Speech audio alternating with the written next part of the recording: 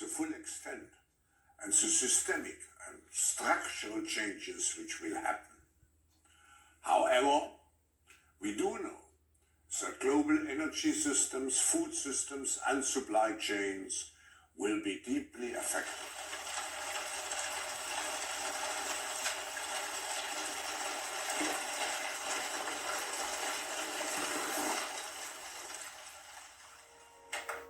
Welcome to the year 2030. Welcome to my city. Or should I say, our city. Boy, the conspiracy theories are coming fast and furious these days. I can't keep up. I don't own anything. I don't own a car. I don't own a house. I don't own any appliances or any clothes. What we're talking about here is kind of distrust of institutions. In our city, we don't pay any rent because someone else is using our free space whenever we do not need it. My living room is used for business meetings when I'm not there. It's important that we look at what's happening right in front of us. Shopping? I can't really remember what that is. For most of us, it has been turned into choosing things to use. Sometimes I find this fun, and sometimes I just want the algorithm to do it for me. It knows my tastes better than I do by now. Control your soul's desire for freedom, it says. Any effort to succeed in delivering on the Sustainable Development Goals. My biggest concern is all the people who do not live in our city. Those we lost on the way. Those who decided that it became too much, all this technology. Those who felt obsolete and useless when robots and AI took over parts of our jobs. I get annoyed about the fact that I have no real privacy. Nowhere I can go and not be registered. I know that somewhere everything I do, think, and dream of is recorded.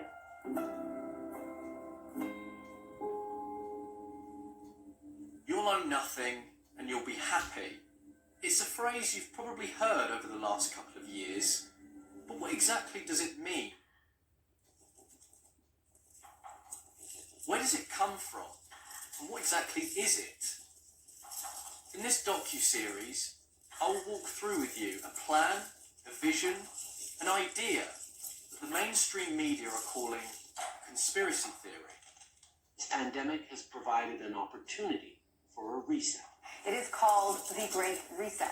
Why are they so suspicious of institutions? But as we try to build back from this global pandemic. Joe Biden calls it Build Back Better. Build back better. Building back better. To do things differently. To build back better. We're going to build it back better. We're going to build it back better. My plan to build back better. This is an organisation that profits from famine and disease, known as the World Economic Forum. With everything falling apart, we can reshape the world in ways we couldn't before. Ways that better address so many of the challenges we face. And that's why so many are calling for a great reset. This organisation pushes fear and tragedies to further its own agenda. We know now that the next crisis is already waiting for us around the corner. One that will dictate what you own, what you eat, what you think, under the guise of a sustainable future. With climate change set to dwarf the damage caused by the pandemic, the message from 2020 should be abundantly clear. Capitalism, as we know it, is dead. And when someone calls this a conspiracy theory, they don't realise the information is right under their nose. We want to be a very transparent organization. In the year 2020, March to be exact, COVID-19 plagued our television screens, social media timelines, radios, and the newspapers. For the first time in a long time, or at least since the dawn of the climate scare, the entire human race was told that they were facing the same threat and was tasked to work together to put an end to it. Millions of Americans staying at home are relying on Amazon. Millions of Americans staying at home are relying on Amazon. And in the shadows, an organisation, or a cabal really, schemes to use this sudden global instability and public hysteria to rewrite society. Do not yet know the full extent and the systemic and structural changes which will happen. To do away with the values and systems that underpin civilization. This plot is titled The Great Reset.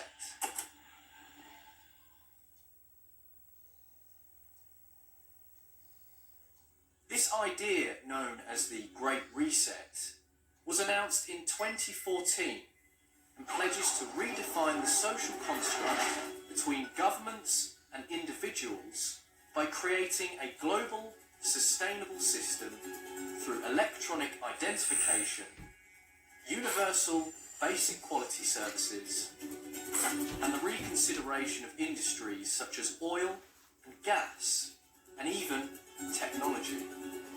But control of data might enable human elites to do something even more radical than just build digital dictatorships. By hacking organisms, elites may gain the power to re-engineer the future of life itself. Because once you can hack something, you can usually also engineer it. The book, The Great Reset, outlines 5 pillars of civilization that need to be reimagined for the desired world in the eyes of this one man, Klaus Schwab. What can we do? The group is, we are just now looking what we can do for the Middle East. The situation is so dangerous in the Middle East. Can Davos help to bring the parties again together, as we have done on many occasions in the past? Can we play a constructive role as an informal platform? These include a technological reset, a societal reset, an economic reset, an environmental reset, and a geopolitical reset. For all of the administration's belligerent approach towards China, it hasn't actually achieved very much. Whereas I think Biden would be less reckless, maybe more strategic, and would engage on issues of mutual concern like climate, and Biden would be better at building coalitions. Also, I think Biden would probably run a tighter ship. We get a sense, at least our bureau in China, that you get a sense that they're exhausted and actually they're rooting for a reset.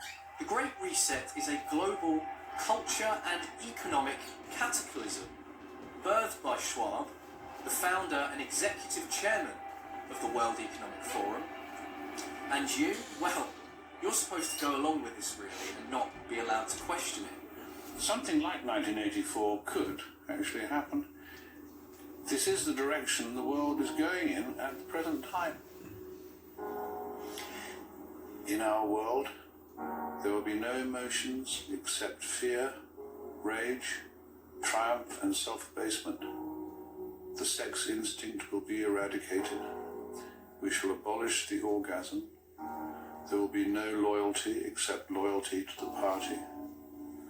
But always there will be the intoxication of power.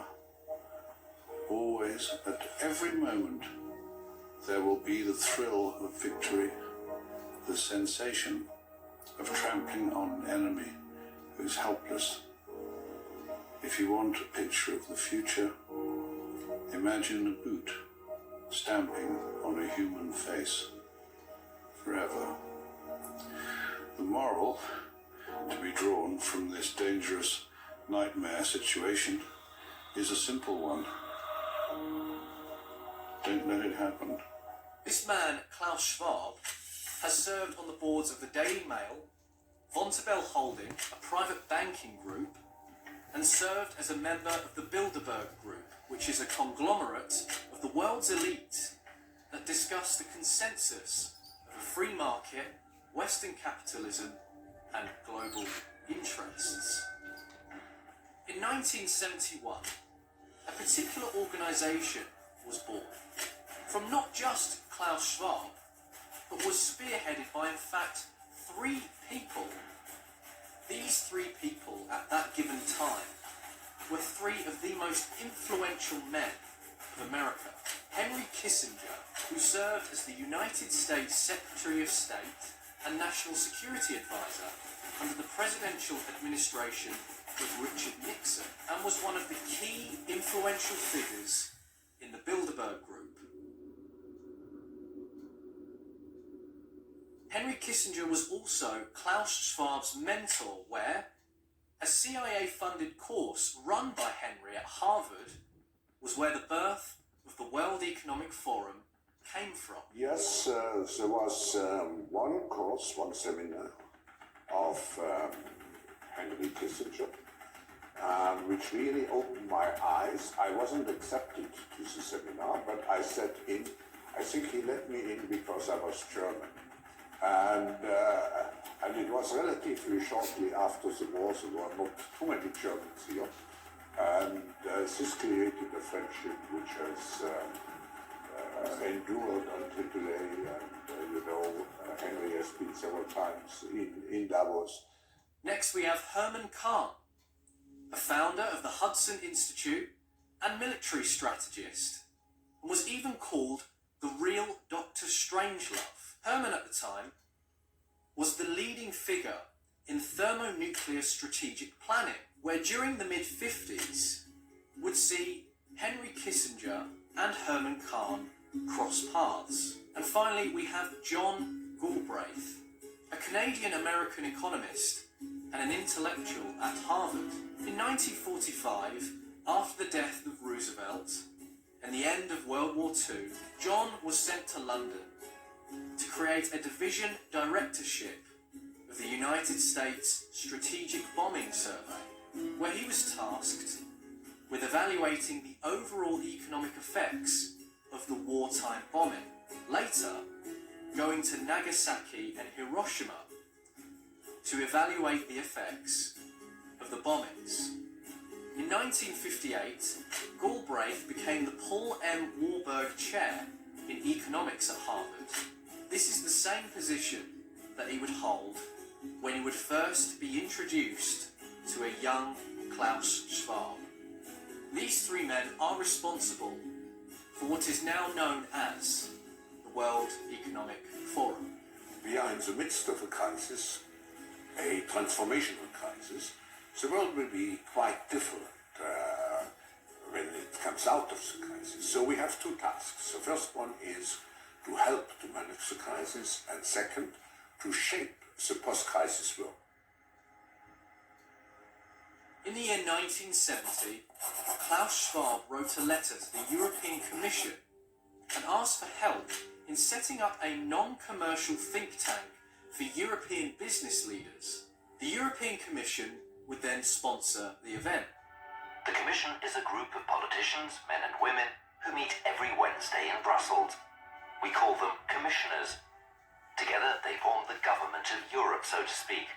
They all have their own specific field of responsibilities and come from different countries. Schwab then organised a 2-week business managerial conference, and in 1971, the first meeting of the World Economic Forum commenced, held in none other than Davos, Switzerland.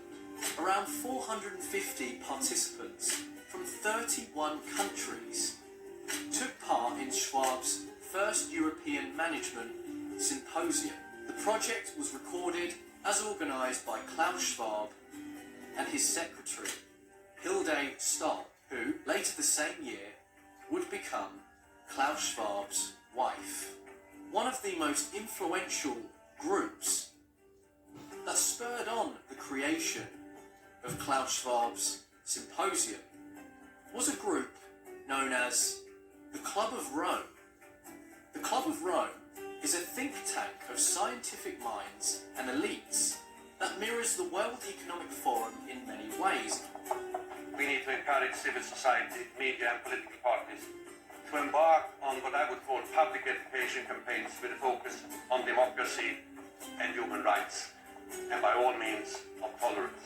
Aurelio Peccei, an Italian industrialist, Alexandra King, a British chemist and pioneer of the Sustainable Development Movement, and David Rockefeller, an American banker and philanthropist, whose family name is possibly the most notable, being one of the richest families to ever live. Among the Club of Rome's first accomplishments was a 1972 book entitled The Limits to Growth that heavily focused on global overpopulation, warning that if the world's consumption patterns and population growth continued at the same high rates of the time, the Earth would strike its limits within a century.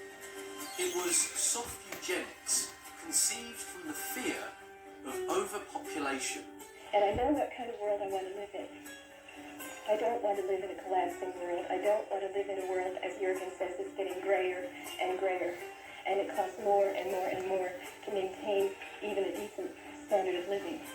The Club of Rome would later that year publish a report detailing an adaptive model for what is known as global governance that in their terms would divide the world into 10 interconnected economic and political regions. In these years, the elites that are part of both the World Economic Forum and the Club of Rome have argued out in the open for the public to see, including notable figures such as Al Gore and Bill Gates, both at the World Economic Forum, have pitched on how a contraceptive pill is a key tool in the fight against climate change, where Al Gore says, and I quote, "Depressing the rate of child mortality, educating girls, empowering women, and making fertility management ubiquitously available is crucial to the future shape of human civilization." Whilst Bill Gates says, and I quote, "If you get the health improved, you get the availability of contraceptives, then families will voluntarily choose to have less children." It is not a secret that both these organisations mirror each other with their agendas. Bear in mind as well that Bill Gates and Al Gore both have children. They mean they want other people to have fewer children. The World Economic Forum, with all of its influence, has even started their own schemes, one notable one being the Young Global Leaders Scheme. Their plan was to spread their radical ideology through organisations and governments around the world.